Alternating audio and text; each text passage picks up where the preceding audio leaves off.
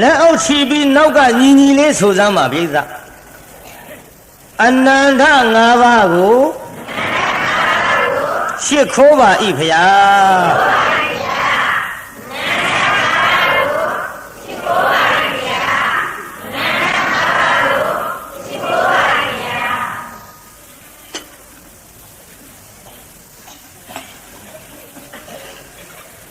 အနန္တ၅ပါးရှစ်ခိုးပြီးတဲ့နောက်ဒီကနေ့ဘုန်းကြီးတို့1339ခုနှစ်တဇောင်မိုးလစုပ်4ရက်နေ့ညတောင်ငူမြို့ရွှေဆံတော်ခေါဘကပင့်လျောက်ချက်အရာရွှေဆံတော်ဇေရီတော်မြတ်ကြီးအတွက်ဘုန်းကြီးကဗဇတ်ဆိုင်လူဆိုင်တရားဓမ္မတွေကလှူနိုင်တဲ့ပုံကိုယ်တွေဆိုတော့ချွေးနှဲစာလေးတွေနဲ့ကိုယ့်နောက်အရိတ်တဖွယ်ပါမဲ့ဒါနဒုတ်ကြီးကိုစိုက်မြုပ်ရအောင်ကျင့်ပတဲ့တရားပွဲကြီးဒီတရားပွဲကြီးမှာဘုန်းကြီးနောက်ပိုင်းဇလံကြီးညာထားတာကကိုပြုတ်တဲ့ကံကိုသာခံတဲ့ပါတယ်တုံးပြိဿကြီးဒီနေ့ကံအကြောင်းကိုဟောမလို့ကံဆိုတာပြိဿကြီးကြားဘူးတယ်မဟုတ်လားကံအကြောင်းတော့သဘောပေါက်တဲ့လူနည်းလိမ့်တချို့ကံအကြောင်းကိုသဘောမပေါက်ဘူးဒီကံဒီဘယ်ကထွက်လာတာလဲလို့ဆိုတော့ဘုန်းကြီးတို့ကမ္မဆိုတဲ့ပါဠိကထွက်လာကမ္မဆိုတာပါဠိပြန်တော့အမှုပိဋကကြီးကမ္မကိုကျွတ်တို့မြန်မာလူပြန်တော့ဘယ်လိုခေါ်တော့အမှုကပိဋကကြီးမေးရအောင်ဘယ်နှမှုလောက်ရှိ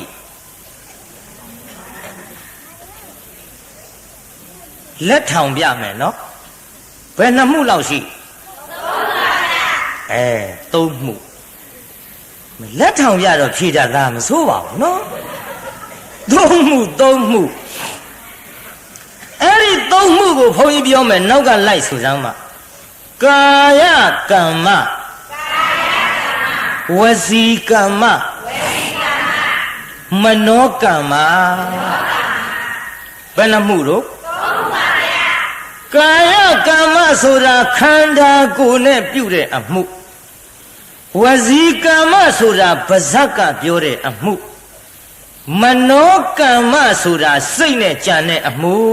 ဘယ်နှမှုတော့ကာယကံမှုသည်ဘုန်းကြီးတို့ဘယ်လောက်ရှိသလဲလို့ဆိုတော့3ပါးရှိပါပါဏာတိပါဒအဒိဏဒါနကာမေတုမိစ္ဆာစာရဝစီကမှု4ပါးသည်မုသာဝါရပိတုနာဝါစာဖရုတ္တဝါစာသံဖပလာပဝါစာ4ပါးမနောကမှုသည်အဘိဇ္ဇာဗျာပါဒမိစ္ဆာဒိဋ္ဌိ3ပါး3ရယ်4ရယ်3ရယ်ပေါင်းတော့ဘယ်လောက်ရှိအဲ့ဒါကိုဒုစရိုက်10ပါးလို့ဒီလိုခေါ်ပါတယ်အဲ့ဒီဒုစရိုက်10ပါးသည်ဘုန်းကြီးတောင်ငူမြို့မှာဟောခဲ့ပြီးသားဖြစ်တဲ့ဖြင့်အကျယ်တဝင့်ဒီဇတ်ထုတ်ထဲမှာဘုန်းကြီးထက်ဆွက်ပြီးတော့ဟောစရာမလိုတော့ပါဒါဖြင့်ကောင်းပြီအဲ့ဒီကံအကြောင်းကိုဘုန်းကြီးသဘောပေါက်အောင်ပြောပရိသတ်ကြီးဒီကနေ့ရောက်လာတဲ့ပရိသတ်သည်မိမိရဲ့စားဝတ်နေရေးအတွက်ငွေရအောင်မရှာဘူးလားပရိသတ်ငွေရအောင်ရှာတဲ့နေရာမှာခန္ဓာကိုယ်ကြီးနဲ့အလုံးမလုံးဘူးလားအဲ့ဒါဘာမှုခေါ်မလဲကာယကံမှုဗါတဲ့တို့ငွေရအောင်ရှာတဲ့နေရာမှာပါဇက်ကကောမပြောဘူးလားပြောပါဗျာဘာမှုခေါ်မလဲဝစီကံပါဗျာစိတ်ကကောမကြံဘူးလားကြံပါဗျာဘာမှုခေါ်မလဲလောဘပါဗျာဒါဖြင့်ခမည်းတော်ငွေရအောင်ရှာတဲ့နေရာမှာခန္ဓာကိုယ်နဲ့လည်းလှုပ်တယ်ပါဇက်နဲ့လည်းပြောတယ်စိတ်နဲ့လည်းကြံတယ်ဆိုတော့ခမည်းတော်နေတိုင်းအမှုပဲနှမှုရှိ3ပါဗျာဒါဖြင့်ဒီပရိသတ်ကြီးအမှုတယ်လို့ဘုန်းကြီးပြောလိုက်ရင်လွဲမလားမလွဲပါဗျာတချို့ကယုံတို့ခတ်တို့ရောက်မှအမှုထင်တာအမှုတန်းလန်းကြီးနဲ့အခုပရိသတ်ကြီးခမည်းတော်နေ့စဉ်ဘယ်နှမှုရှိ3ပါဗျာအမှုတယ်ဆိုတာများဘုန်းကြီးပြောတာလွဲသွားမလားမလွဲပါဗျာဒါကြောင့် နေ့စဉ်နဲ့အမျှဒီအမှုသုံးမှုကိုပြုနေကြတဲ့လူသားတွေဒီအမှုသုံးမှုနဲ့ပြုပြီးတော့ငွေရှာလို့ရလာတော့ပရိသတ်ကြီးဝယ်ချင်တာတွေဝတ်ချင်တာတွေအိတ်ချင်တာတွေစားချင်တာတွေပြောချင်တာတွေအဲ့ဒီအကျိုးတရားတွေမခံစားရဘူးလားငွေမရှာလို့ငွေမရရင်အိမ်ဆောက်ချင်တာငွေနဲ့မှဆောက်ဖြစ်တဲ့ဖြင့်အိမ်ဆောက်နိုင်မှာမလားငွေမရှာလို့မရရင်ဝတ်ချင်တာငွေရှိမှဝတ်ရတဲ့ဖြင့်ပရိသတ်ကြီးငွေမရှာရင်ဝတ်နိုင်မှာဝတ်နိုင်ပါဗျာဒါဖြင့်ကောင်းပြီစားဖို့ကောငွေရှိမှစားရတဲ့ဖြင့်ငွေမရှာရင်စားရပါငွေရှာတဲ့နေရာမှာဘယ်နှမှုတော့ဒါဖြင့်အဲ့ဒီအမှုသုံးမှုကိုပြုနေတဲ့ပုဂ္ဂိုလ်များသည်ကမ္မဆိုတဲ့ပါဠိကထွက်လာတဲ့ကံမို့ကံဆိုတာပရိသတ်ကြီးသူများပြုတဲ့အမှုလားကိုပြုတဲ့အမှုလားကိုပြုတဲ့အမှုပါဗျာကိုပြုတဲ့အမှုဒါကြောင့်ကံကိုယုံကြည်ရင်အလုတ်ကိုယုံကြည်ပါသူများလုပ်တာမဟုတ်ဘူးကိုလုပ်တဲ့အလုတ်ကိုယိုသေးရင်ကံကိုယိုသေးပါကံအကြောင်းသဘောပေါက်ပါလားတချို့ကကံအကြောင်းသဘောမပေါက်တော့ပြောတယ်အိုးတဲ့ကံရှိချမ်းသာလိမ့်မပေါ့တဲ့ကံသူများပြုတာကြလို့ကံဆိုတာမိုးပေါ်ကြကြီးမှတ်နေထမရဲ့ကံယုံလို့စူးကြုံနေတော့ပါတယ်စူးလာပဲဟာစူးရီဟာသိတယ်မနောကဒီပေါ်နေစူးမဟာပါဇက်ကပြောတယ်ဝစီကစူးကြုံမရောက်နေတဲ့ခြိတော်ကလေးကိုပြန်ရောက်တဲ့ကာယကအဲ့ဒီကံသုံးပါးရောက်စူးပုံကိုမနှင်းမှမစူးမှမစူးအောင်လုပ်တာဘယ်သူလဲကိုလုပ်တဲ့အလုပ်ကိုကံခေါ်တယ်ဒါသဘောပေါက်မလားတချို့ကပြောသေးအိုးတဲ့ကံရှိစားရလိမ့်မပေါ့သူများလုပ်တဲ့အလုပ်ကြီးကြလို့တမင်သက်သက်ကံကြီးကကိုလာအကျိုးပေးမဲ့ဟန်ကြလို့ကဲထမင်းဩတဲ့ထမင်းချက်ပြီးပြီထမင်းတော့ဖြစ်နေပြီကံရှိစားရလိမ့်မပေါ့ဆိုပြီးထိုင်းနေစမ်းမှာထမင်းဩတဲ့ကထမင်းကခြိတော့ပေါက်ပြီးပါဇက်ထဲလာဆင်းမှမလားပြုဝေးတာတနေ့ကုန်ထိုင်ဆောက်ကံရှိစားရလိမ့်မပေါ့လို့ငတ်ပြီး9ရက်ပြည့်သေမဲ့တာမှထိုင်းနေမယုံရင်ဝလိမ့်မပေါ့ဆိုပြီးတော့ထမင်းစားခြင်းနဲ့စိတ်ဒါမနောကံခေါ်တယ်ခုဟဲခဟဲစားမဟဲပါဇက်ကပြောတယ်ဝစီကံခေါ်တယ်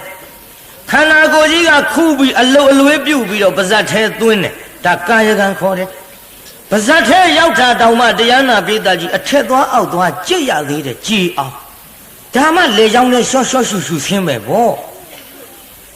ဒီထဲသွားတစ်ခုအလဲကောင်များမတက်ရင်ရှာကလေးကပို့ပေးရသေးအလဲကောင်တက်အောင်အယိုးလေးများတွေ့ရှာကလေးကရွေးပြီးအပြင်မဲ့နှခမ်းတစ်ခုနဲ့အမွဲစူပြီးထုတ်လက်ကလေးနဲ့ထုတ်ပြရသေးမှန်ရလားဘုန်းကြီးပြောတာမှန်ပါဗျာဒါကြောင့်လက်ဆက်တတ်တော့ကံဆိုတာသူများလုပ်တဲ့အလုပ်မဟုတ်ကိုလုပ်တဲ့အလုပ်ပါလားလို့ဒါကိုသိသွားရင်ကမ္မတက္ကတညာရှိတဲ့ဗုဒ္ဓဘာသာဖြစ်သွားပါပြီဟာကံဆိုတာကိုလုပ်တာတော့မှန်ပြီကံသုံးပါးဖြင့်ကောင်းတဲ့အမှုတွေကိုပြုရင်ငါဒီကောင်းတဲ့အကျိုးခံစားရမကောင်းတဲ့အမှုတွေမကောင်းတဲ့အလုပ်တွေကိုလုပ်ရင်မကောင်းတဲ့အကျိုးငါခံစားရအဲ့ဒီလိုကံရဲ့အကျိုးတရားကိုလည်းပဲကျွတ်တို့ဖရာသားသမီးတွေနားလည်သင့်တယ်တဲ့ဒါကြောင့်ကောင်းတာလုပ်ရင်ကောင်းတဲ့အကျိုးခံစားရမယ်မကောင်းတာလုပ်ရင်မကောင်းတဲ့အကျိုးခံစားရသဘောပေါက်နားလည်သွားဗလားပြိဿဒါကြောင့်ဒီကံနဲ့ပတ်သက်ပြီးဒီကနေ့သူပြုတဲ့အမှုကိုသူခံသွားရရှာသောကိုပြုတဲ့ကံနောက်ကပါတယ်တို့ဟိကိုသာခံသွားရရှာသောရှင်မယင်တပါးအကြောင်းကိုကျုပ်ဟောမလို့ဒီကိုပြုတဲ့ကံကိုသာခံဆိုတော့ဇတ်လန်းသည်ကျွတ်တို့မဏိစောရဇတ်မှာဘုန်းကြီးထုတ်ဟောမှာဖြစ်ပါကျွတ်တို့သုံးလောကထွတ်ထားတာပြင်လို့မြတ်စွာဘုရားသခင်ကိုရောင်မြတ်ကြီးသည်ရာဇဂုံမြို့ဝေလူဝန်ကျောင်းတော်မှာသတင်းသုံးတော်မူစဉ်အခါပရိသတ်ကြီးတရားနာရတာတမျိုးကြီးဖြစ်နေမှာပါခါတိုင်းအတန်နေနဲ့ ကျုပ်လေးလေးနဲ့ဖြည်းဖြည်းပဲဟောနိုင်မှာတော့တယ်ပြိဿခတ်သွက်မဟောနိုင်ဘူးမောတယ်ဗျခါတိုင်းတော့တောင်းနဲ့ကျုပ်အင်မတန်ဟောတာအခုပြိဿကိုနားလေတဲ့ထက်လဲအောင်ရှင်းတဲ့ထက်လဲရှင်းအောင်ကျုပ်လဲအမောသက်တာအောင်တာရှိဟောနိုင်အောင်ရှင်းကတော့မြန်မသေးအောင်ကြည့်ရှုလို့ရတာပဲဗျကိုယ့်အသက်ကိုရှည်အောင်တော့ကြိုးစားပြီးတော့လုပ်ရလိမ့်ဒါကြောင့်တရားနာပရိသတ်ကြည့်အခုဘုရားကိုယ်တော်မြတ်ကြီးဝေလူဝန်ကျောင်းတော်မှာသတင်းသုံးတော်မူစဉ်အခါဓမ္မသဘင်မှာတန်ဃာတော်တွေစကားဖြစ်ကြဘယ်နဲ့တော့ငါရှင်တို့ဒေဝရတ်သည်ဆိုလေစွာဘုရားကိုယ်တော်မြတ်ကြီးနဲ့တစိမ့်လည်းမဟုတ်ရောက်ဖတော့အရင်ရောက်ဖို့တော့အရင်ဖြစ်ပြီးတော့အခုတော့ဖယားကိုယ်တော်မြတ်ကြီးအသက်သေးအောင်အမျိုးမျိုးကြီးအသက်သေးအောင်အမျိုးမျိုးကြံပြီးတော့တတ်နေပါကိုယ်တော်မြတ်ကြီးကိုသူသေးအောင်ဖယားကိုယ်တော်မြတ်ကြီးကိုသူသေးအောင်ကြံနေတယ်သေအောင်တတ်ဖို့အမျိုးမျိုးဆောင်ရွက်နေတယ်အဲ့ဒီလိုစကားပြောနေကြတဲ့အခိုင်ဖယားကိုယ်တော်မြတ်ကြီးစိုက်သွားဟဲ့ခြေသားတို့ဘာစကားတွေပြောနေကြသလဲငါဖယားကြွလာမှဘယ်နဲ့ကြောင့်ရပ်ထားကြတာလဲလို့ဖယားကမေးမြတ်စွာဘုရားတဲ့ဒေဝရတ်သည်ဖယားကိုယ်တော်မြတ်ကြီးအသက်တော်ကိုအန္တရာယ်ပြုလို့၍ပေချောင်းကျမ်းနေတဲ့ကိစ္စတွေကိုပြောဆိုနေကြပါတယ်ဘုရားခြေသားတော်တဲ့ဒေဝရတ်သည်ငါဖယားကိုဒီဘဝမှာသေအောင်တတ်နေသည်မဟုတ်နောက်ဘဝကလည်းသူငါဖယားကိုသေအောင်တတ်ခဲ့ဘူးသကွဘယ်လိုပဲတတ်ပေမဲ့လို့သူတတ်တဲ့ဖြင့်ငါဖယားသည်သေတော်မမူခဲ့အခုလည်းပဲငါဖယားရဲ့အာယုခေါ်တဲ့အသက်တော်ကိုဗုဒ္ဓနာဇီဝိတသနာသက်ကကေနစီအန္တရာယောကာတုံသေအောင်တတ်လို့မရဘူးကွပစ္စည်းမဘဝိကဒီခန္ဓာဝန်ကြီးကိုနောက်ဆုံးထမ်းပြီးတော့တပ်ပြညွတ်တာရွှေဉဏ်တော်ကြီးဖြင့်တတ္တဝအနန္တဒုက္ခတွင်ကလွတ်ကင်းအောင်ကဲတင်တော်မူ၍နိဗ္ဗာန်သို့ရောက်အောင်ငါဖယားခွန်ဆောင်နေတဲ့အခိုက်အတန့်ငါသားတို့ဘယ်သူမှတတ်လို့သိနိုင်မည်မဟုတ်ဘူးတဲ့ဖယားကပြေးသားကြီးဖယားအသက်ကိုအန္တရာယ်ပြုလို့ရရအဲ့ဒီမရတဲ့ကိစ္စကိုဒေဝရာကြီးတတ်ရန်ကြမ်းနေတဲ့စကားတန်ဃာတော်များပြောသဖြင့်ဘုရားကိုယ်တော်မြတ်ကဒီဘဝမှာမဟုတ်ဘူးနောက်ဘဝတုန်းကလည်းငါဘုရားကိုသေအောင်သူကြမ်းခဲ့ဘူးတဲ့ခြေသားတို့ဒါပေမဲ့လို့မသေးဘူးကွယ်လို့ဘုရားကိုယ်တော်မြတ်ဟောကြားပြီးစကားကိုရပ်ထားလိုက်တော့တန်ဃာတော်များမလျှောက်ဖဲမနေနိုင်ဘူးမြတ်စွာဘုရားတဲ့ဒေဝရတ်ဒီနောက်ဘဝတုန်းကဖယားကိုယ်တော်မြတ်ကြီးကိုဘယ်လိုသေချောင်းကြံပြီးတော့သေအောင်တတ်ခဲ့တယ်လဲဆိုတဲ့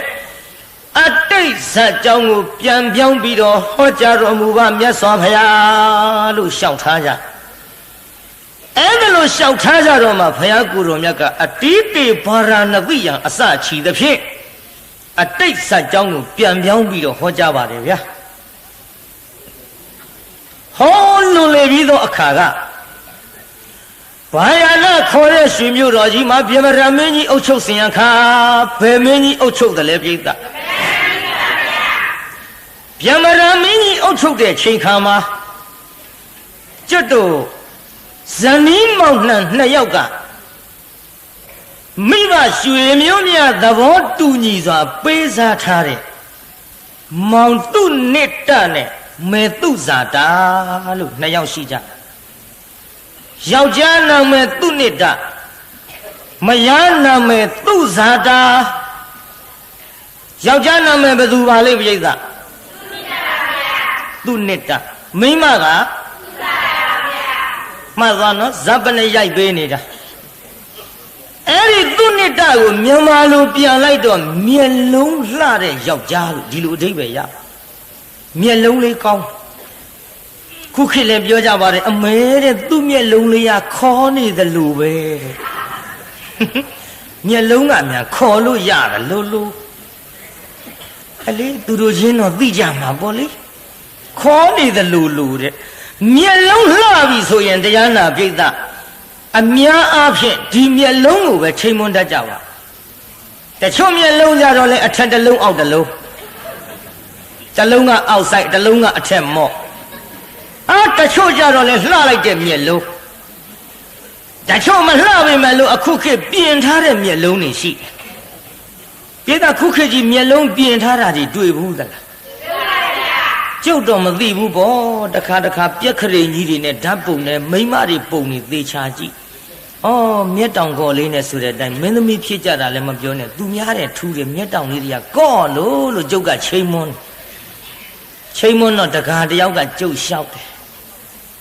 ငကိုကောမဟုတ်ဘူးဖေဟာတဲ့ခင်ဗျာငကိုကောမဟုတ်ပဲလို့အကောတော့ဆိုမျက်တောင်ကအငှားတက်လို့ရတယ်ဖေဟာတဲ့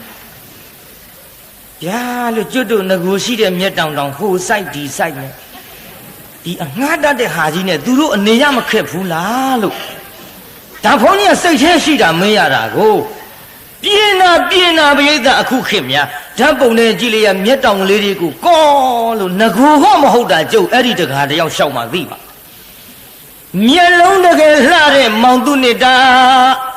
နားထောင်ရုပ်အဲ့ဒီသူနှစ်တာကမျက်လုံးလှရှာတော့သူ့ဇာတာကကောင်းသောဖြစ်ချင်းရှိသူခန္ဓာကိုယ်မှာဖြစ်ပေါ်လာသမျှမိမအတွက်တော့ဖြင့်ကောင်းခြင်း၅ပါးကပြည့်နှက်ပြီးတော့လူတိုင်းကြည့်လို့မဝရှုလို့မဝအောင်လှတဲ့ရုပ်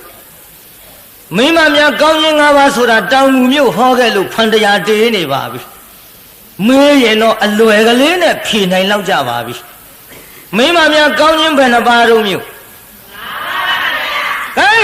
ခဏဟောနေရတဲ့မြို့ဆိုတော့ဖြေကြည့်ကြစမ်းမှကောင်းခြင်း၅ပါးဘယ်သူတွေပါလဲ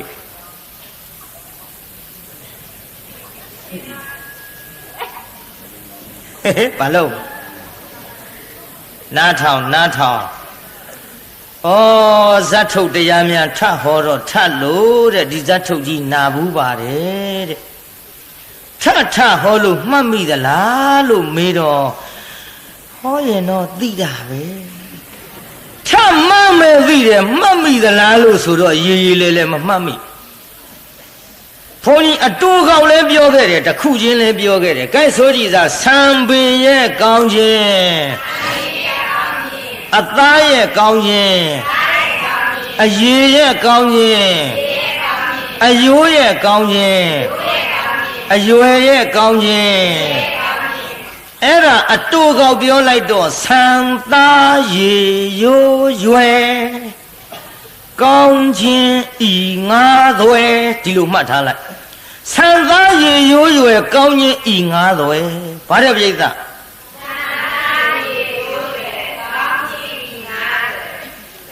မှတ်ထားဟိဆံပင်ရဲ့ကောင်းခြင်းဆိုတာနောက်ဆက်ကဖြန့်ချလိုက်ရင်ခြေပနောက်ထိသာလီဓာလေးကဲ့သို့အထက်ကိုကော့ပြန်နေတယ်အဖျားအောက်မဆိုင်ဘူးအဲ့ဒါဆံပင်ရဲ့ကောင်းခြင်းမွေးသောအနံ့ရှိတဲ့ဗရုံးရောင်ကဲ့သို့နက်မှောင်းနေတဲ့ဆံပင်ပြူမပေါက်ဘူး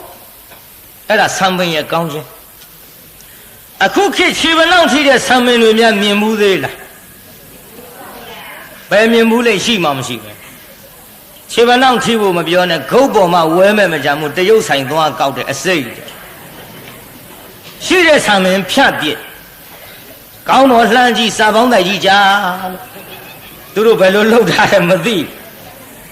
မန္တလေးတုန်းကအောင်းမေ့တယ်ဂျက်လာငါအဲ့ဒီဒကမတွေနောက်ကလိုက်မီးနဲ့လိုက်ရှို့ဘယ်လောက်ကြည့်ကောင်းမလဲအောင်းမေ့တာမှမရှို့ရဲပါဘူးရှို့ငါနဲ့ရံဖြစ်နေရမှာပေါ့နေရတဲ့သူတို့တို့ဖြင့်ကရုံးကြီးနေတာတောင်လက်တစ်စစ်လောက်ရှည်လာရာလုံးလို့ရိတ်ပြည့်ရဒီတော့ကောင်းပြီဟေ့အဲ့ဒါဆံပင်ရဲ့ကောင်းခြင်းလို့မှတ်ခဲ့ပါတော့နောက်တစ်ခါအသားရဲ့ကောင်းခြင်းလက်ဖွားခြေဖွားနှကန်းသားလေးများหนีမြန်းနေတဲ့ပြိတ္တခိုးချီတော့အသွင်ကြီးအာသည်မဲ့ပမာဏအသားရဲ့ကောင်းခြင်းအခုခေတ်လည်းหนีပါတယ်หนีပဲဒီခုခေတ်ကဆေးဆိုးထားတာနှကန်းနဲ့မကပါဘူးကွာပါးရောနှဖူးရောဘယ်နဲ့ဘယ်လိုရှောက်လုပ်တယ်မသိဘူးအဘွက်ကိုပေါက်နေတာပဲတချို့ကလေးမလေးတွေနှကန်းကြီးဆိုတာလက်ရွက်ရောက်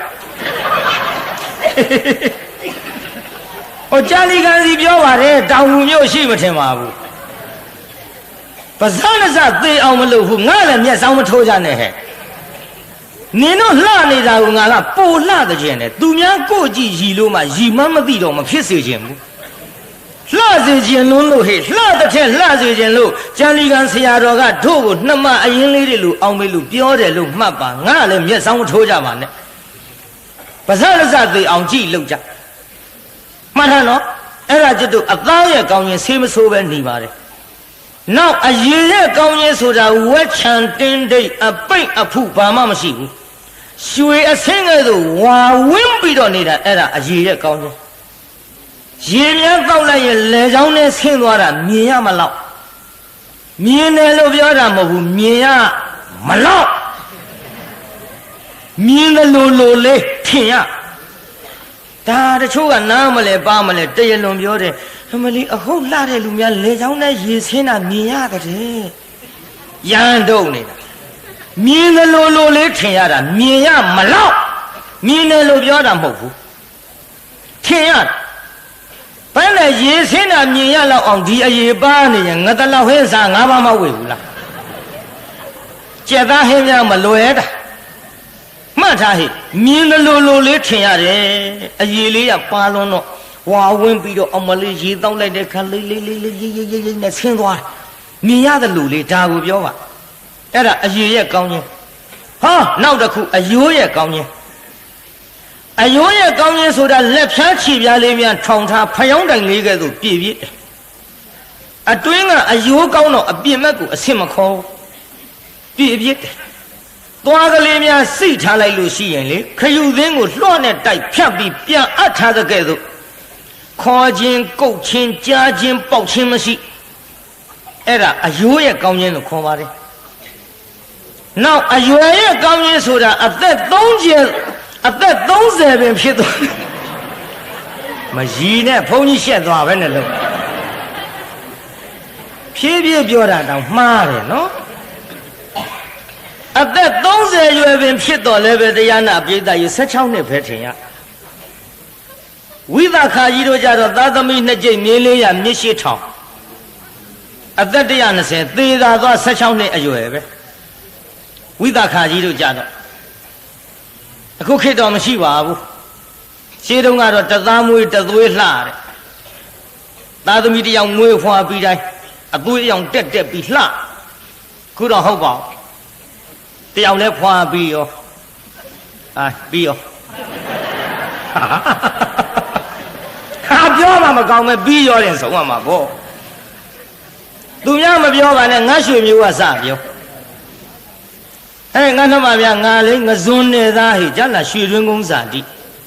ရွှေတွင်းကုန်းရွာဆိုတာရှိတယ်ငဇွန်းနေပဲဇာတိဖြစ်ပေမဲ့လို့ကြာလီက9နှစ်သားလောက်ကရောက်တော့ရွှေမျိုးတွေမမှတ်မိ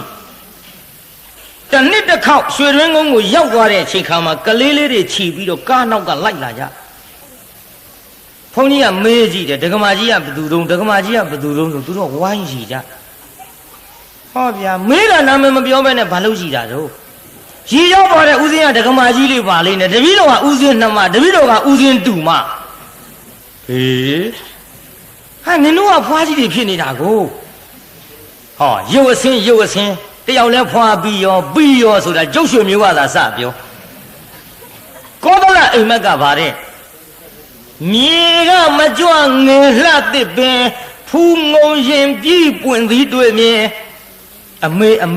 မြေကြီးပေါ်ကမကြွသေးပဲနဲ့တစ်ပင်လေးတွေအဖူးပွင့်တွေ့ပါတယ်ခင်ဗျာတဲ့ခင်ဗျားကပြန်ဖြေတယ်အရွယ်မမျှငယ်လှပြိုစဉ်သမီးသားလင်ထားအိမ်ထောင်ရင်မင်းလက်ထက်ငါလက်ထက်မဖြစ်ဘူးကွာတဲ့လူတွေသက်တမ်းတူတဲ့အချိန်ခါမှာငယ်ရွယ်အိမ်အောင်ပြုလိမ့်မယ်တဲ့ငယ်ရွယ်အိမ်အောင်ပြုငယ်ရွယ်သားသမီးရငယ်ရွယ်ဖိုးကြီးဖွားကြီးဖြစ်ငယ်ရွယ်ရုပ်အဆင်းကြပြီးတော့ငယ်ရွယ်သေးကုန်လိမ့်မကွာဖခင်ကဒီတိုင်းဟောခဲ့ဖခင်ကတက်ကရမကံပေသည်ဒီလက်ညှိုးထိုးပြလိုက်တာနဲ့သူပါရဲ့ပြိဿမှန်ရလားပြိဿကြီးဒါကြောင့်အဲ့ဒီတသားမွေးတသွေးလှအသက်30ရွယ်ပင်ဖြစ်တော်လဲတရားနာပိဋကသာသမီတစ်ကြိမ်ရတော်လဲကျွတ်တူ16နှစ်အရွယ်သာထင်ရတယ်အဲ့ဒါအရွယ်ရဲ့ကောင်းခြင်းလို့ခေါ်ပါတယ်ကောင်းခြင်း၅ပါးပြည့်သွားဗလားဟိတချို့လဲကောင်းခြင်း၅ပါးပြည့်တယ်အခုခေတ်တော့ရှားပါတယ် ကျုပ်ကြောင်မဲမြို့သွားတရားဟောတော့ကဒကမတယောက်ကတွန်းလှဲလေးနဲ့ဈေးရောက်ရင်ပစ္စည်းတွေတင်းလို့ဆံမင်ကနောက်ဆက်ကဖြန့်ချတာခြေပနောက်ထိကျုံနောက်ကပါတဲ့တကားကြီးကဘုန်းကြီးပြောတဲ့ကောင်းရင်၅ပါးတော့တွေးပါကွာဟေ့မရလားဆံမင်ခြေပနောက်ထိတယ်ဆိုလိုက်သွားတာလိုက်သွားပြီးတရားနာပိသနောက်ကမြင်ရတော့ဆံမင်တော့ကောင်းရင်တွေ့တာပေါ့လေရှေ့တဲ့ကသူတို့ကမျက်နှာလိုက်ကြည့်ပြန်ပြေးလာကြကောင်းရင်၅ပါးမညီတာကိုပြောနေတာသူတို့လိုက်သွားတာလည်းသိတယ်ဘုန်းကြီးမြင်ရလာတယ်ဟိုမှာသူတို့ပြလို့ကျုပ်ကလည်းကြည့်လိုက်တယ်ဟုတ်ခြေပနောင်နာထိတယ်ဆံမင်ပြန်လာတော့ဘယ်နဲ့တော့ဟေးနာလိုက်ပုံတော့ခင်ဗျာဘာနာတာတော့လို့အိုးရှင်မရဆံမင်ကခြေပနောင်ထိတယ်မျက်နှာကကြည့်ရစရာကိုမရှိဘူးတဲ့ဒါကြောင့်ဟေးမလွယ်ဘူးခုခေတ်အမတန်ရှားပါဒါကြောင့်တရားနာပိသကြီးကောင်းရင်၅ပါးနဲ့ပြည့်စုံဖို့လည်းအမတန်ခဲရင်ပြီကောင်းရင်၅ပါးနဲ့မပြည့်စုံလို့အယုတ်ဆိုးတဲ့လူတွေလည်းအာမလျှော့နဲ့ဟေ့သူ့အိုးနဲ့သူ့ဆံတန်ယုံနဲ့အယုတ်ဆိုးလို့မရတာမရှိပါဘူးခြေတွေလက်တွေမပါတဲ့ပေါင်တို့ကြီးတောင်မိဖုရားကြီးကောက်ယူတာကြည့်ပါချင်းတောင်ကြီးတဲ့ထည့်ပြီးတောင်းကျွေးတာကိုကြည့်ပါဟဲ့ရုပ်လှတဲ့လူတွေကလည်းကိုလှတာနဲ့သူများသွားပြီးတော့အပြစ်မတင်ပါနဲ့တချို့ကအပြစ်တင်တတ်တယ်အမလီသူ့သွားကြီးကခေါ်တာအုတ်ရှိသီးစားဖို့ကောင်းတယ်အုတ်ရှိသီးမကလို့ဘာချစ်စားကိုနဲ့ဘာဆိုင်တော့ခမရတို့ကတော့သွားခေါင်းလို့ကြက်ကြီးတာဟောအကြိုက်တွေ့တော့ဘာပြောတော့သဘောလေးနဲ့မေပြုံးနေတယ်လို့ပဲကွယ်ဟောပြခေါ်လို့စီမရဘူး तू ကပြုံးနေတယ်လို့ထင်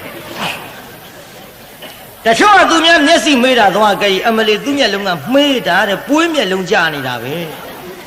ကြာရင်ပိတ်တော့မှာတဲ့မကြီးပွင့်နဲ့တူတယ်တဲ့ဘာပွင့်ဖြစ်ကိုနဲ့ဘာဆိုင်လဲခမရတို့ကတော့မျက်လုံးမေးလို့ကြက်ကြီးတာအကြိုက်တွေ့တော့ဘာပြောတော့မျက်လုံးအလေးကိုကအိတ်နေသလိုပဲကွယ်ဟောပြမေးလို့ဖွင့်မရဘူး तू ကအိတ်နေသလိုတဲ့ကျမ်းမှချိန်မွန်းတယ်ပြိဿဒါ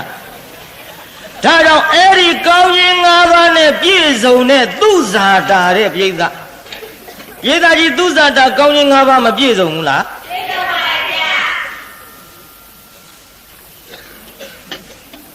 အဲ့ဒီပြည့်စုံတဲ့သူဇာတာနဲ့မောင်သူနိတ္တတို့သည်လင့်ဝတ္တရားမယဝတ္တရားကြေပြွန်စွာနဲ့နေပြီးတော့လာခဲ့ကြရာဒီကနေ့တော့တရားနာပိဋကကြီးမယလေးသူဇာတာကမောင်ရဲ့ကိုသူနိတ္တလို့ခေါ်လိုက်တော့နှမသူဇာတာမင်းပါရီပြောစရာရှိလို့မောင်ကြီးကိုခေါ်တာတော့ခေါ်ရတာပေါ့ကိုသူနိတ္တရဲ့ဒီနေ့လေဟောကျုပ်ပြောစရာရှိတာက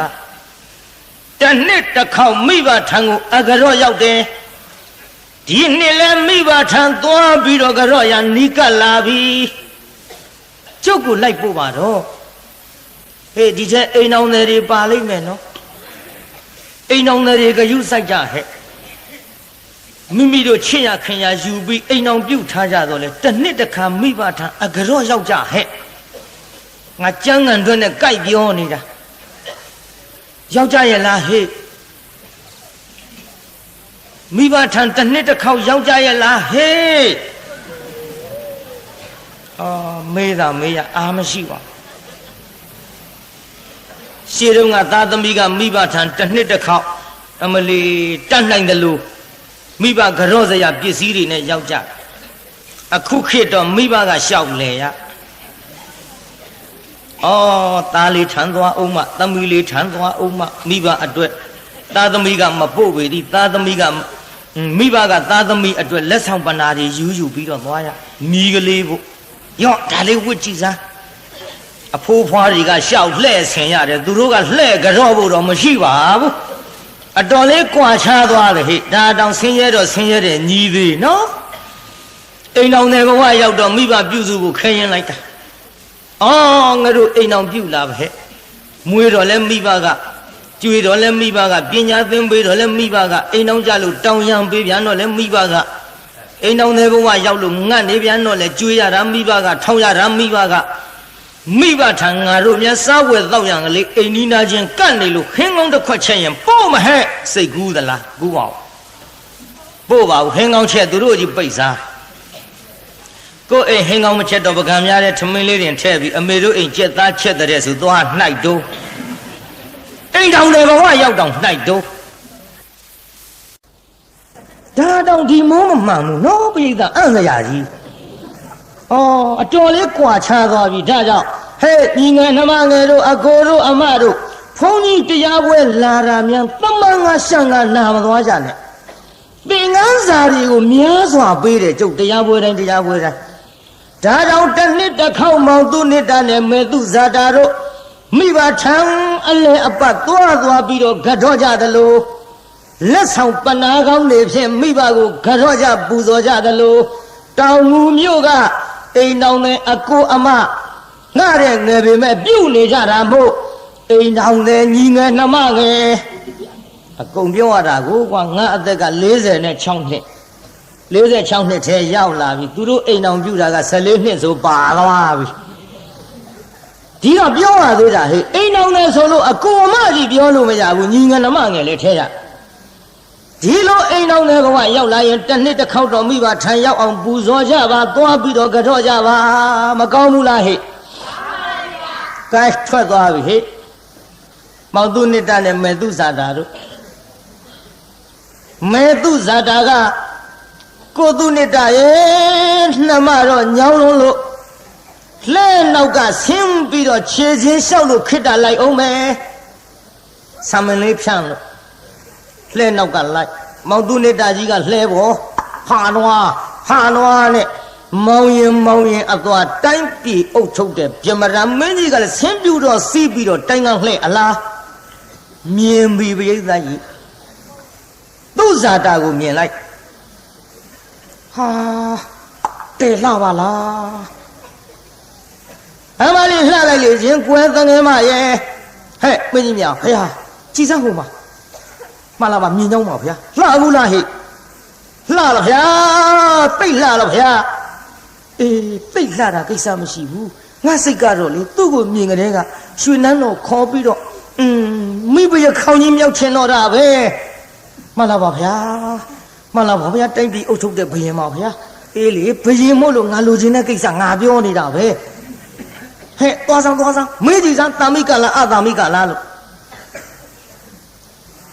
အမတ်တယောက်သွားမေးဟဲ့တကယ်မဟောကြည်စမ်းငါမမြင်ဘူးတဲ့အဝတ်စားတွေဝတ်လို့ပါလားဟဲ့မမြင်ဘူးတဲ့အဝတ်စားတွေဘာတွေလုံမနေနဲ့ငါအမဟဲ့ဘာကိစ္စရှိလို့တော့ဘာကိစ္စရှိကြမလဲသင်မှာတာမိကလားအတာမိကလားဟဲ့လေရှိသလားမရှိဘူးလားမေးတာဟဲ့အိုးဘိုးမြင်ရတာဟိုလှဲပေါ်မှာ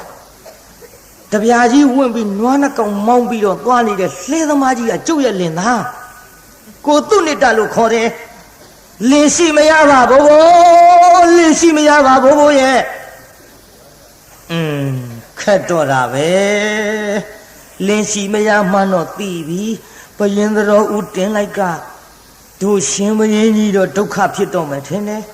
သူကမိဘရခေါင်းမြောက်ခြင်းနေတဲ့လောကမိမတွေအများသားနဲ့မြင်ရကြိုက်တတ်တဲ့ရှင်ဘယင်ဆိုတော့လေမကြရရင်သူ့ဒုက္ခအလေးမှန်နဲ့တိုင်းတော်ဥတင်ရတော့မှာပဲဆိုပြီးတော့ဘယင်ထံပြန်သွားမှန်လားပါဗျာတာမိကဖြစ်ကြောင်းပါဗျာတာမိကဖြစ်ကြောင်းပါဗျာဟိုလှဲပေါ်ကတပြားဝင့်ပြီးနွားနှကောင်ကိုမောင်းနေတဲ့လှဲသမားကြီးသူ့ရဲ့လင်ယောက်ျားပါတယ်ဗျာဟေးမင်းကြီးများဟေးဟာတော်ပြီသွားကြစို့မင်္ဂလာမရှိဘူးရွှေနန်းတော်ကြီးပြန်ပြီးတော့လှည့်ကြစို့ရဲ့ငါမြင်ရတဲ့တငယ်မအတာမိကလင်မရှိပါဘူးဆိုရင်ရွှေနန်းတော်ခေါ်ရာဇပလင်တင်းပြီးတော့အဘိတ်သိမ့်မြောက်လို့မိဖုရားကြီးအရာထားခြင်းလိုက်ပါပြီခုတော့ကွယ်တော့မင်္ဂလာမရှိဘူးသူ့ကိုငါမမြင်ရခင်ဘယ်နဲ့ကြောင့်ခိုးကောင်းတဲ့အရေးရပါလိမ့်မလို့ခက်ဘူးလားသူ့ရည်စက်နဲ့သူ့ဟာနဲ့သူလောကမိမတွေအများကြီးသူ့ရွှေနန်းတော်လဲတပြုံကြီး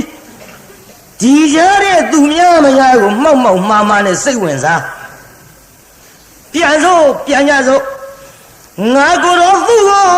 မှမိဖုရားမမြောက်ရရင်အသက်ရှင်နိုင်မှာမဟုတ်ဘူးသို့တော်လဲလင်းရှိမယားကိုဇွတ်အတင်းမိဖုရားမြောက်ပါကတိုင်းပြည်ကငါကိုကဲ့ရဲ့တင်းကျူစကရင်ဆိုကြလိမ့်မယ်မင်းကြီးများဒီတော့အမတ်တယောက်ကမလာပါဗျာကိုတော်ကြီးမိမအတွက်နဲ့စိတ်ရတဲ့မပွားပါနဲ့ဖခင်ကျွန်တော်မျိုးကြီးအကြံပေးပါမယ်ဗျာကြောစားဟဲ့မလာပါဗျာလောကစကပုံရှိပါဗျာသူမရလိုချင်သူ့နဲ့လှနဲ့ထိုးပါတယ်ဗျာဟေးဟာဘယ်နဲ့မလာပါသူမရလိုချင်သူ့နဲ့လှနဲ့ထိုးပါဗျာခက်တယ်ကွယ်ငါဘယင်ကလှနဲ့သွားထိုးရအောင်လဲလွယ်မလားလို့မလာပါလွယ်တယ်နည်းရှိတောင်းပါဗျာအေးပြောစားဟဲ့မလာပါဖခင်ကိုတော်မြတ်ကြီးဟိုဘယင်ကိုတော်မြတ်ကြီးရဲ့ဗရမ ्या အုပ်ဆောင်ကိုပေးသနာပါဗျာဗရမ ्या အုပ်ဆောင်သူ့လင်သားလှဲပေါ်သွားတင်းဟဲ့မင်းကြီးများဗရမ ्या အုပ်ဆောင်ဝတ်ဆင်ခြင်းတယ်လို့အမိန့်တော်ထားဖခင်ကျွန်တော်မျိုးကြီးများသူ့လင်သားရဲ့လှဲပေါ်သွားရှာလို့တွေ့တဲ့အချိန်ခါမှာဗရမ ्या သခိုးဆိုပြီးတော့သိအောင်သားသူမယားနန်းရတင်ပြီးတော့မိဖုရားမြောက်ချင်ရင်ရနိုင်ပါပြီဗျာကဲတော်တဲ့ကောင်ဟန်ကြမင်းအကြံပေးလို့နှုတ်မရင်ငါဒီတငယ်မနဲ့ဝေးတော့မဲကွမှန်လားပါဗျာဗရမ ्या ဥဆောင်ပေးသနာတော်ဟူပါဗျာဟဲ့ရော့ယူသွားဆိုတော့ဗရမ ्या ဥဆောင်ယူပြီးတော့မောင်သူနစ်တလှဲပေါ်သွားတင်ထားပြေးတာဘသူပေါ်သွားတင်နော်မောင်သူနစ်တရဲ့လှဲပေါ်ကိုတင်ထားပြီးတော့ရှင်မရင်ကြီးကတင်လဲပြီးရောဟဲ့မင်းကြီးများဗျာငါကိုယ်တော်များဗရမ ्या အုပ်ဆောင်ကိုဝတ်ဆင်လို့တဲ့ဟဲ့ရှာဟေးဘယင်ပစ္စည်းပဲရောက်တော့ဟဲ့ဘယင်ပစ္စည်းပဲရောက်တော့ဟောမရှိဘူးတိုင်ငံလီထွက်အလားနေပါဦးကျွတ်တို့ရွှေနန်းတော်များကြံရဲ့ဘယ်ကြံရဲ့ဟောလေဒီပေါ်ပါလာတဲ့ကိစ္စကြီးဟဲ့မင်းကြီးများဗရမ ्या အုပ်ဆောင်ဆက်လေမင်းကြီးများမလာပါဗရမ ्या အုပ်ဆောင်မရှိပျောက်ဆုံးနေကြောင်းပါဗျာဟင်ဝတ်ဆင်ခြင်းနဲ့ကိစ္စဒင်တို့ပေါ့လျော့ချလို့ငါဘယင်ဝတ်ဆင်မဲ့ဗရမ ्या အုပ်ဆောင်ပျောက်တယ်ကွာယခုများရှာကြဆိုတော့သွားရှာဘယ်မှမရှာဘူးလှဲစီသွားကိစ္စဘယ်စီသွားတော့လှဲစီသွားရောပေါ့လှဲစီသူတို့ထားတဲ့ကိစ္စမောင်သူနစ်တလှဲနောက်လိုက်သွားဟေးရစမ်းကွယ်မဲ့လှဲဟာဘာကိစ္စလဲခင်ဗျဘာကိစ္စရမလဲရှင်မရင်တိုင်းကလှိလိပြီးတော့အလာမှာအခုဗရမ ्या အုပ်ဆောင်ပျောက်ဆုံးနေပါသဖြင့်ဘယ်သူခိုးသလဲလို့တို့လျှောက်ရှားနေတယ်မင်းလှဲဘောကငါတို့ရှာရလိမ့်မယ်ရှာပါခင်ဗျာကျွန်တော်လှဲဘောဘာမှမပါပါဘူးခင်ဗျာကျွန်တော်လှဲဘောမှာမယားလေးသူ့မိဘထန်တစ်နှစ်တစ်ခေါက်အကြရော့ရောက်ချင်တယ်ဆိုလို့မိဘများအတွက်ပူဇော်ရန်ဝတ္ထုပစ္စည်းတွေတော့ပါပါတယ်ရှာပါခင်ဗျာမသိရှာဘူးမသိလို့အရှာခိုင်းတော့လှဲပေါ်လှန်လို့ပြီးတော့ရှာလိုက်ဟောတွဲပြီမင်းကြီးများတခိုးလာခဲ့ဟေးလာခဲ့ဟာနေပါဦးခင်ဗျဘာလို့ကျွန်တော်ကိုတခိုးဆိုတာလဲဘာလို့တခိုးဆိုရမလဲကွာမြင်ရလာတယ်မမင်းလှဲပေါ်ကဗရမ ्या ဥဆောင်ဟာကျွန်တော်မခိုးရပါဘူးကျွန်တော်သခိုးမဟုတ်ပါဘူးခင်ဗျဘယ်နဲ့ရောက်ဒီရှင်းမရရဲ့ပစ္စည်းကကျွန်တော်လှဲပေါ်လာပြီးတော့ရောက်နေပါလိမ့်မတော့ဟင်းဘလူလာတင်ပြီးတော့ညံဆင်ပြီးငါ့ကိုသခိုးလို့ဖမ်းပါလိမ့်မတော့ဟဲ့ကောင်မဲလူပါဝါတို့အမတ်တွေကပဲမင်းလှဲပေါ်တင်ပြီးတမင်သက်မင်းသခိုးလို့ဖမ်းတယ်လို့မင်းဘာပြောတာမင်းဘောကတွေ့တာမင်းခိုးလို့ဘောကွာမခိုးဘူးကျွန်တော်မခိုးဘူးကျွန်တော်သခိုးမဟုတ်ဘူးဟောဒီလဲဘောကိုဒီဗရမ ्या အုပ်ဆောင်လာတင်တဲ့လူယုံမာတွေသာသခိုးဟဲ့ကောင်ကြည့်ပြောဘယ်လိုလာတင်တယ်လို့မင်းသိသလားမသိလို့ပေါ့ဗျမသိလို့ပေါ့ကျုံများသိရင်လေအဲ့ဒီသခိုးကိုကျုပ်ဒီတိုင်းမထားဘူးဘုရင်ကြီးကိုတော်ဦးတင်မယ် သိမှာမသိပဲကွာမင်းတင်းလို့ပဲဖြစ်မလို့ဟာဘယ်သူသားပုံမှမသိပဲသိမြန်းသိလိုက်အဲ့ဒီအမတ်တွေဒုက္ခမသိလို့ပေါ့အော်ဒုက္ခသာပြောရတာကိုပရိသတ်ဘယင်ကလည်းသူတို့ဘယင်ဆိုတော့ဂွာအကြလားဟေးဓမ္မလာမင်းလိုက်ခဲ့တခါတည်းလက်ဆွဲခေါ်သွားသူ့ဇာတာလေးကမြင်ပြီဟောဘိုးတို့အမလေးကျုပ်လည်းလားကိုသူ့နှစ်တာကိုပဲလည်းကြောင့်ဆွဲခေါ်ကြတာတော့မောင်ရဲ့ကိုသူ့နှစ်တာပြုတ်မောင်ကြီးဘယ်နဲ့ကြောင့်အမတ်တေးဆွဲခေါ်ခြင်းကိုခံရပါလိမ့်မယ်တော့နောက်ကအပြေးကလေးလိုက်ရင်းနဲ့တရားနာပိဋကမောင်သူ့နှစ်တာဘရင်ရှိဆိုင်သွားဟဲ့မင်းကြီးများဘုရားဗရမ ्या အုပ်ဆောင်ဆက်လို့ငါပြောနေမှန်လားပါဗျာဗရမ ्या အုပ်ဆောင်ပျောက်သွားတဲ့ဒီဗရမ ्या အုပ်ဆောင်ခိုးတဲ့တခိုးကိုလိုက်ရှာတာအခုတွေ့ခဲ့ပါပြီဗျာဗရမ ्या အုပ်ဆောင်တခိုးဖြစ်ကြောင်းပါဗျာဟေးတဲလဲတော်တဲ့ယောက်ျားဘရင်ပစ္စည်းမင်းမို့ရဲဝံ့ဒီအမတ်တွေစစ်အင်္ဂါတွေထဲဝင်ပြီးတော့ခိုးရဲကွယ်တော်လဲတော်ပါရဲ့တဲလဲတော်တဲ့ယောက်ျားဟဲ့ပင်ကြီးများဖေဒါဖြင့်ဘယ်လိုစီရင်ရမှန်လားပါဗျာတမန်ငါရှန်ကအပြင်းပစ္စည်းကိုခိုးတဲ့တခိုးမဟုတ်အတွင်းပစ္စည်းဘရင်ရဲ့ဗရမ ्या အုပ်ဆောင်ခေါင်းပေါ်မှာတင်အမြတ်တနိုးထားတဲ့ပစ္စည်းကိုခိုးတဲ့ယောက်ျားမို့မသေးမချင်းအခုချက်ချင်းအနာဘဝက်သားလက်မှာအပ်ပြီးတတ်ထိုက်ကြောင်းပါဗျာရောက်သွားပြီသူစားတာဟင်ကိုသူနေတာပြုတ်မောင်ကြီးမလေးဘရင်ပစ္စည်းတွေပါလေခုံးပြီးလို့ခုလို့လိုက်သွားရပါလိမ့်မယ်တော့ဆောင်းမလေးဖွာရချမျက်ရည်စာလေးနဲ့ဘိုးဘိုးတို့ဟဲ့တငယ်မပါတော့ကိုသူနေတာကိုဘာလုပ်ကြမလို့လဲဘာလုပ်ရမလဲဘရင်ဗရမ ्या အုပ်ဆောင်ကိုခိုးလို့အခုဘယင်ကတတ်စေဆိုတဲ့အမိန့်တော်ကြီးချထားတယ်မဟုတ်ပါဘူးထင်မလွဲကြပါနဲ့ကျုပ်လင်သားကသူများပေးတဲ့ပစ္စည်းကိုတရွေးသားမှမခိုးဘူးပါဘူးဝါချမ်းတဲ့စိတ်တောင်မယူဘူးပါဘူးဩဒီတငယ်မတဲခဲ့နေဝါချမ်းတဲ့စိတ်ကဘာသုံးဖြစ်လို့တော့ဗရမ ्या အုပ်ဆောင်ဆိုတော့တက်တက်လုံးချမ်းသာနိုင်တဲ့ပစ္စည်းဖို့ခိုးတာပေါ့ဟာမခိုးပါဘူးဘယ်လိုနည်းနဲ့မှမခိုးပါဘူးကိုသူနေတာခိုးများခိုးလေသလားမောင်ရဲ့ကိုသူနေတာခိုးလို့အခုလို့ရာဇိုးဝဲကြီးတင်ပြီးတော့ခံရလေသလားညမမောင်မခိုးပါဘူးကွယ်မောင်မခိုးပဲနဲ့တခိုးလို့အဆွဲခံရတာပဲဟမ်နေပါဦးဘူးတို့ဒီပစ္စည်းပဲကတွေ့ကြနေလင်သားလှဲပေါ်ကတွေ့လို့အခုဖမ်းလာတယ်ဟင်တန်တော်ကိုသူနေတာတော်လဲဝါကတွေ့ရင်တော်ခိုးလို့သာပေါ့တော်မခိုးပဲနဲ့ဒီလိုအဖမ်းခံရပါမလားဟင်ကြည်စမ်းတယ်လဲရက်စက်တဲ့မိမငါ့ကိုဒင်းကတောင်တခိုးလို့ပြောနေများပြီသိပြီငါသိပြီလေခုတော့ရှင်မင်းကိုမြင်လို့မိဖုရားလှုပ်ချင်တဲ့မိမငါကတော့မရိပ်မိခဲ့ပါဘူးလဲဘောကဆင်းပြီးတော့ခြေချင်းလျှောက်မတဲ့အခုတော့လေလဲဘောကဆင်းပြီးတော့နေခဲ့ဘယင်ကိုမြင်လို့မိဖုရားလှုပ်ချင်တဲ့စိတ်ဓာတ်ကြောင့်ဒီပစ္စည်းငါလဲဘောရောက်တာသူ့ကြောင့်မိမယုတ်ကြည့်ငါ့ကိုသိအောင်ကြလဲမိမပါလားကိုသူနေတာကျုပ်ကိုထင်မလွဲနဲ့နော်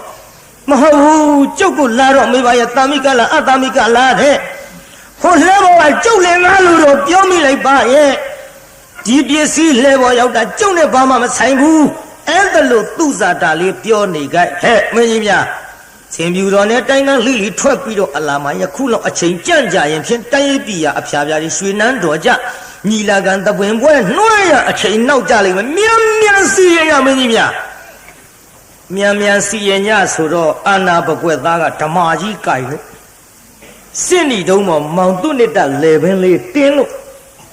စင်တော့မယ်မျက်ရည်ကြားထဲကသူ့လင်သားကြည့်ကိုသူ့နှစ်တပြုတ်ပေါင်းကြီးအမလေးဟုတ်တာကြတော့မယ်ထင်ပါရဲ့ကိုသူနှစ်တကျုပ်သစ္စာဆိုပဲကိုသူနှစ်တရဲ့အိုးနတ်များအပေါင်းနာအကောင်တို့ကျွန်တော်မျိုးမဤလင်သားသည်ငဲရွယ်စီအချိန်ကစပြီးတော့သူများပစ္စည်းဆိုရင်ဝါချမ်းတစိမ့်များမခိုးဘူးပါ ဘယင်ပစ္စည်းကိုခိုးဖို့ဆိုတာနေနေသားသားဘယ်တော့မှမခိုးဘူးတဲ့လင်းသားအခုတခိုးဆိုပြီးတော့ဖန်ပြီးတတ်ကြတော့မလို့တဲ့ကျွန်တော်မျိုးမှာပြောတဲ့စကားဒီမှန်ကန်သောသစ္စာစကားဖြစ်ပါသည်တို့ပါရဲ့သူတော်ကောင်းတို့နာအပေါင်းတို့ဝိုင်းဝန်းပြီးတော့ကူညီကြပါစောင့်ရှောက်ကြပါကုန်လို့လက်အုပ်ကလေးချီပြီးတော့တိုင်တယ်လိုက်တာပြိဿရေဘယ်ထိအောင်ကြားတော့ဆိုတော့တာဝရိနာတရားထံရောက်သွားပြိဿရေသူ့တရားနေရလူမဲ့ရန်သူမပေါ်ဘူးမောင်သူနှစ်တတတ်မလို့သူဇာတာကိုမိဖုရားမြောက်မလို့ကြမ်းနေတဲ့မကောင်းတဲ့ကာမေတုမိစ္ဆာစာရကံကြီးကိုကျူးလွန်တော့မဲ့ပြမရာမင်းကြီးမြင်ရော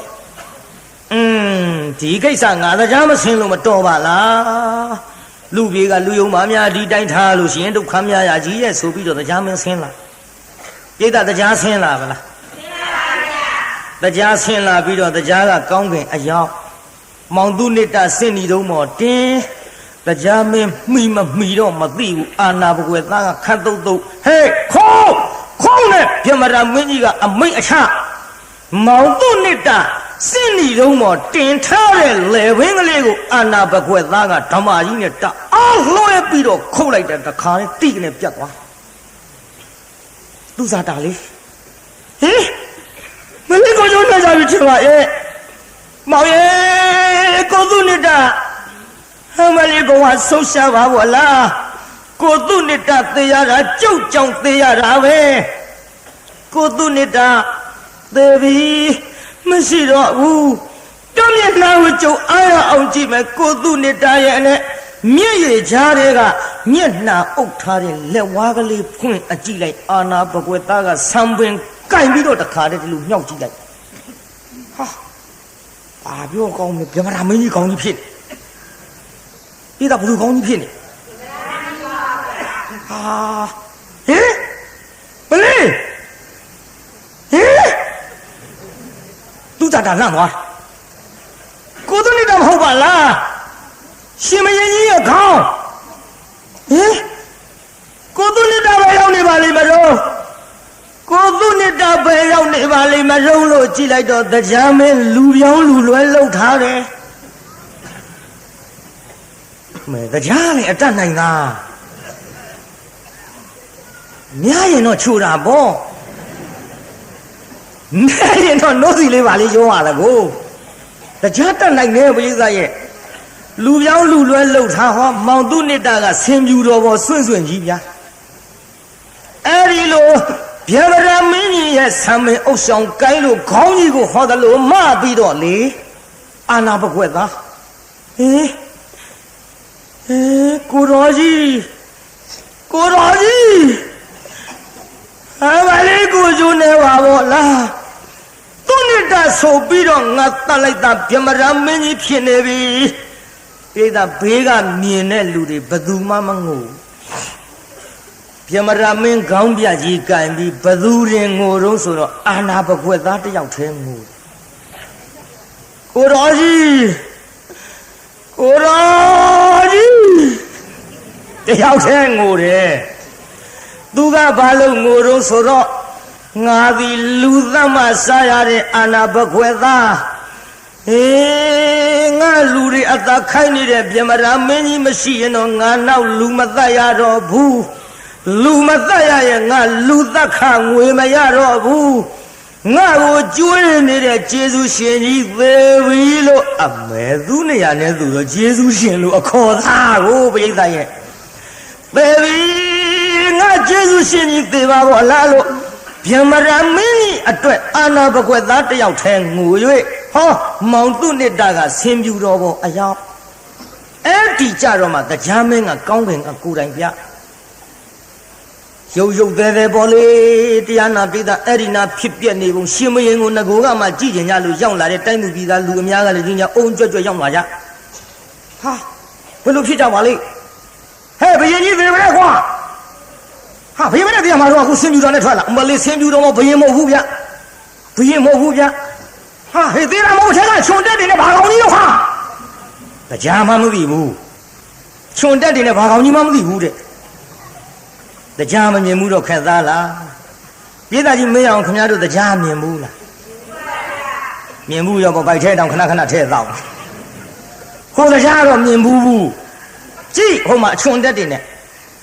အခုခေတ်လူတဲ့တရားကိုမမြင်ရတော့ပြီရုပ်ပုံနဲ့မှလာမြင်ရတော့သည်ဟိုတုန်းကတော့လူပြေလူယုံမာတွေပေါ်ရင်တရားမင်းဆင်းပြီးတော့လာခဲ့သည်အခုတော့လည်းတရားကမဆင်းတော့ပြီဆင်းလို့လည်းမဖြစ်တော့ပြီဆင်းရင်လည်းတရားနတ်ပြည်ပြန်ရဖို့မလွယ်ပြီနေရာမမဟုတ်ပဲလေနေရာမမဟုတ်ပဲဟိုလျှောက်ရှင်းရဒီလျှောက်ရှင်းရလွယ်မှမလွယ်တော့ပဲကြည့်တရားနာပြည်သားကြီးတရားမင်းကကိုယ်တိုင်ပြ၍အိုးတိုင်းသူပြည်သားလူအများတို့ဗျမရာမင်းဒီသူများရဲ့လင်းရှိမယားကိုပြစ်မှားမလို့မကောင်းတဲ့ကံကြီးကိုသူကြမ်းနေပြီကြံယုံနေမကပြုတ်နေပြီခန္ဓာကိုယ်ကလည်းပြုတ်နေသည်လက်ညှိုးထိုးနေသည်ပါဇက်ကလည်းတတ်ဟဲ့လို့ခိုင်းနေသည်စိတ်ကလည်းကြမ်းနေသည်ဒါကြောင့်သူသည်မကောင်းတဲ့ကံကိုပြုသဖြင့်သူပြုတ်တဲ့ကံအိုးတိုင်းယူပြည်သားလူများတို့သူသာခံရသည်မကောင်းတဲ့ကံပြုသမျှဒီလိုခံရမယ်ဆိုတာသင်တို့ပဲသတိထားကြကုန်တော့ယခုအဒိဏဒါနတိခါဘုတ်ကိုကျူးလွန်ခြင်းမရှိဗရမ ्या ဥစ္ဆောင်ကိုသူတို့တင်ပြီးသူတို့သခိုးလို့ဆွဆွဲခြင်းများသာဖြစ်သည်တို့ဘာ၍ဗျမရာမင်းကြီးကဲ့သို့ရုပ်မာပါကသင်တို့သည်ကိုပြုတ်တဲ့ကံကိုသာခံရမယ်မောင်သူနှစ်တကဲ့သို့ကောင်းသောကာယကံဝစီကမနောကံမှုတွေပြုပါကယခုကဲ့သို့ဆင်ပြူတော်ပေါ်တင်းပြီးတော့ရှင်မင်းဖြစ်တာကိုကြည့်ကြငါကိုယ်ရဲ့အဘိဓိသုံးလောင်းနဲ့မဟဲ့လို့မောင်သူနှစ်တရဲ့မယားလေးသူစားတာကရွှေလဲဆွဲလို့ဆင်ပြူတော်ဥပ္ပမောတင်း၍တရားမင်းကိုယ်တိုင်လက်ဆက်၍တိုင်းပြည်ကိုတရားသဖြင့်အုပ်ချုပ်ပါလော့လို့အနှံခဲ့ပါတယ်ဗျာမောင်သူနှစ်တတို့ဘာဖြစ်သွားတာရှင်မင်းဖြစ်သွားပါလားရှင်မင်းဖြစ်သွားပြီနော်ရှင်မင်းဖြစ်သွားတော့ပေးထားတဲ့ဇလန်းနာမည်ကပါတယ်ကိုပြုတ်တဲ့ကံကိုသာခံပေးတဲ့နာမည်နဲ့ကောဇတ်ထုံးနဲ့ကောကြိုက်ကြလားဇတ်ပေါင်းရအောင်ဟိတ်အဲ့ဒီလိုအတိတ်တော်ကိုဆောင်ရွက်ဘုရားကိုတော်မြတ်ကခြေသားတော်ဒေဝရတိဒီဘဝမှာငါဘုရားကိုတတ်အောင်ကြံစီသည်တတ်ရအောင်ကြံစီသည်မဟုတ်ဟိုဘဝတုန်းကလည်းဒီလိုကြံခဲ့ဘူးတယ်ဟောနောက်ဘဝကတရားမင်းသည်ငါဤသားကြီးရှင်အနုယုတ်တာဖြစ်လာတဲ့ခြေသားတော်နားထောင်ဇတ်ပေါင်းလေး9မိနစ်မကြာဘူးပေသားကြီးနောက်ဘဝကတရားမင်းကဘာဖြစ်လာတော့ကျွတ်တို့ဘုရားလက်ထက်ရှင်အနုယုတ်တာဖြစ်လာတယ်ဟောနောက်ဘဝကမောင်သူနှစ်တကိုတတ်မလို့ကြံရွယ်နေတဲ့တိုင်းပြည်အုပ်ချုပ်သောဗျမရရှင်ဘရင်သည်ယခုငါဖယားကိုတတ်ဖို့ကြံနေတဲ့ဒေဝရဖြစ်လာတဲ့ခြေသားတို့ပြေသားကြီးဟိုနောက်ဘဝကဗျမရမင်းကြီးကဖယားလက်ထက်ပါလာဖြစ်ဒေဝရဟောနောက်ဘဝကမောင်သူနှစ်တလို့ခေါ်တဲ့မျက်လုံးလှတဲ့ယောက်ျားသည်ခြေသားတို့ယခုငါဖယားဖြစ်လာတဲ့ခြေသားတို့ဟောနောက်ဘဝကမောင်သူနှစ်တရဲ့မယားဖြစ်တဲ့သူဇာတာသည်ယခုယာဟုလမေတော်ဖြစ်လာတဲ့ခြေသားတို့ပြေသာယာဟုလမေတော်ဆိုတာဘယ်သူတော့ယဉ်ကျေးတာနော်ဘုရားကိုယ်တော်မြတ်အသုံးအနှုံးဘုရားကဒီဘဝမှာငါအဟွာလို့မပြောဘူးယာဟုလမေတော်မဒါကြောင့်ပေါ့ခုခေတ်ကလည်းဘုရားကိုယ်တော်မြတ်သားသမီးတွေဆိုတော့သူတို့ကလည်းအသုံးနှုံးကတစ်မျိုးအမဲသားတို့အဖေပြောနေတာလေသမီးတို့အဖေတဲ့မဲကိုလင်ကိုပြောရမှာပါဒီတချို့ကအရှက်သားမဲတချို့မိန်းမတွေကြတော့တော့တငယ်ချင်းတဲ့ကျွတ်တို့ဘုန်းကြီးတွေလျှောက်တော့ဦးစင်းတို့တကာကြီးတဲ့ဘယ်တော့မှသူ့လင်လို့မပြောဘူးဘုရားကိုယ်တော်မြတ်အသုံးနှုံးကိုသိထားတယ်ဘုရားသားသမီးတွေမှုနဲ့တူပါရဲ့တချို့ကြတော့လေကိုလင်သားနာမည်မခေါ်ဘူးတချို့မိန်းမများထမင်းစားကနီးစားလျှောက်တဲ့အတိုင်းပဲဟေးထမင်းစားရအောင်ဟာဘယ်သူမှလည်းမသိဘူးလင်းနာမည်ခေါ်ရမှာအတော်ရှက်တချို့ကြတော့လေတို့ရင်ကလူကြီးတဲ့တချို့မိန်းမကြတော့လေအရင်မရှိဖျားပြီးတို့ရင်ကဟာကြီးတဲ့ဘာကြီးမှမသိဘူးအင်းကလူကြီးဆိုတော်သေးဟိုအသုံးနှုံးနေပြောပါတယ်ဒါကြောင့်တရားနာပိသားကြီးဘုရားကိုယ်တော်မြတ်ကအဲ့ဒါလိုဇတ်တော်ကိုပေါင်းတော်မူသည်ဇတ်ပေါင်းတာတော့သိပြီးကြုတ်ပြန်မင်းမဲ့အိမ်ကြမပြောတာဖက်ရှိနေမှာဆိုလို့ပရိသတ်ကြီး ခုနှစ်ကပြောခဲ့တဲ့ဇတ်ထုတ်ထဲမှာတရားမင်းကဘာလာဖြစ်ပါလိမ့်မလို့မပီမသဖြေပါနော်ပြီးသားဆိုရင်ဘဲလူတွေနားလဲနေမှာဆိုလို့ရှင်အနုယုတ်တာပါဖယားပရိသတ်ကြီးတရားမင်းကဘာလာဖြစ်တယ်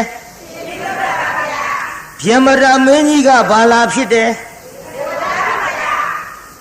သူဇာတာလေးကဘာလာဖြစ်တယ်ဟုတ်ပြီမောင်သူနှစ်တာလေးကဘာလာဖြစ်တယ်မြတ်စွာဘုရားလာဖြစ်ပါတယ်ဖယားဟုတ်သွားပါလားဟိအဲ့ဒါလို့ဇတ်တော်ကိုပေါင်းလိုက်သောချိန်ခါမှာအတိတ်ဇတ်ကြောင်းကိုနာရတဲ့တန်ဃာတော်အရှင်မြတ်များသည်ဒေသနာဝသနိသောတာပတ္တိဖလာဒီနိလို့ဆိုတော့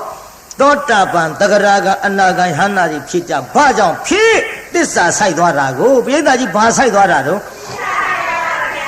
ဘုရားကိုယ်တော်မြတ်အတိတ်ဇတ်ကြောင်းကိုဟောတော်မူနေစဉ်မှာဗျမရမင်းကြီးသည်သူ့ဇာတာကိုဆွဲလန်းနှစ်သက်ပြီးတော့လင်းရှိမှမသိမရှိမှမသိရှိမှန်းသိတော့လည်းမရှောင်ရှားပဲနဲ့သူ့ဇာတာကိုဆွဲလန်းနှစ်သက်နေတဲ့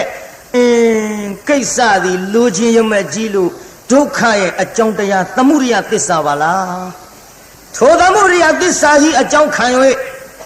ဗျမရမင်းကြီးသည်အသက်ဆုံးသည့်အထိခံစားသွားရတဲ့အကျိုးတရားသည်ဒုက္ခသစ္စာပါလားထိုသမုဒိယသစ္စာထိုဒုက္ခသစ္စာနှစ်ပါးတို့သည်တကယ်တော့ကြည့်လိုက်တော့မဂ္ဂသစ္စာ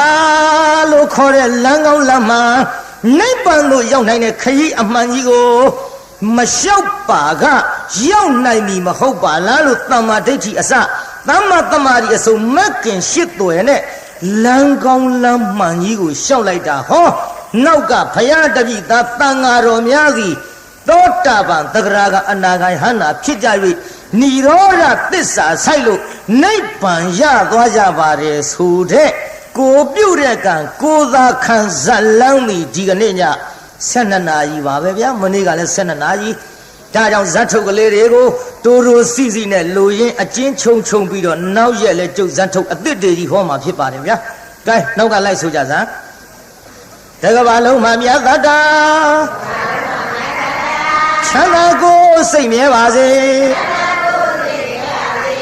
အလုံးကိုယနေ့ညကြွရောက်လာကြတဲ့တရားနာပရိသတ်ကြီးချမ်းသာကြပါစေအလုံးကိုယနေ့ညကြွရောက်လာကြတဲ့တရားနာပရိသတ်ကြီးကျမ်းမာကြပါစေကုန်မလားမေတ္တာပို့တာကြံသေးလားဖြေပါကြံသေးလားဘယ်သူခြံထားသေးလို့မတက်တဲ့လူတွေရောအကုန်ပို့မိအေးလို့လုံးမှစိုးလို့မိအေးမြစ်တာပို့တာ30ပုံချမ်းသာကြပါစေမောင်တုတ်ကြီးအလောမောင်တုတ်ကြီးကသူနဲ့မတက်ဘူးမတက်တဲ့လူခြံထားမှစိုးလို့ကျုပ်လေဒီတရားဟောလို့ဟောဒီတိတ်ခွေတွေတဲကကျုပ်တရားမေတ္တာဖို့လေးနားထောင်ပြီးတော့ဘကိုးရောက်တော့မအေးဆိုတဲ့မိန်းမကငွေ90လားလှူရှင်ဖျားတရားကတပည့်တော်မှနဲ့တဲ့လွန်းလို့အတော်အဆင်ပြေသွားတာသူ့ယောက်ျားကမောင်တုတ်ကြီးတဲ့မောင်တုတ်ကြီးနဲ့သူနဲ့ကတခြားစီနေတာဟာဒါတွေထဲပြောနောက်ဒီတိတ်ခွေအဲ့ဒီများရောက်နေအဲ့လေမှန်တာတော့ပြောတာပေါ့လေဒီပြီးတော့မေတ္တာပို့တိုင်းတေချင်းဆိုသူမပါဘူးပကိုးတော့ကလျှောက်တာအေးကွာမင်းတို့ဒါတွေထုတ်ရင်ဒါလေးတော့ဖြတ်ချင်ဖြတ်ပြလိုက်ကြကွာဒါကြီးရောက်သွားမိအေးရကိစ္စမျိုးမောင်တို့ကြီးကငါလာတော့ပွားနေခက်တာဟာဒါကြောင့်တရားနာပရိသတ်ကြီးဘယ်သူမှမချမ်းတော့ဘူးချမ်းသေးရဲ့လားဂိုင်းဒါဖြင့်အိမ်ပြန်ပို့ကြပါစို့အတ္တခေဟေပြောသမျှဟောသမျှတွေကသဘောမကြပဲအပြစ်တွေကလည်းချီးရင်နေဖုံမုံစိတ်တွေပြစ်ပြသီးသီးတော်မိမိတို့အင်္ဂယာဌာနသို့နိဝတ္တတုသီခရတာပြန်ကြပြီတော့နိဝတ္တတုမေတ္တာရေပခါဖြောင်းလိုက်မယ်ပြစ်ပရာတွေဝေးရကမြစီရောခြေတရာဆွေကလျှမ်းပြီးကိုယ်စိတ်နှဖျားချမ်းသာစွာဖြင့်မှန်စွာမနေပြန်ပါလေတော့ပြောင်းကြစေကုန်သတည်း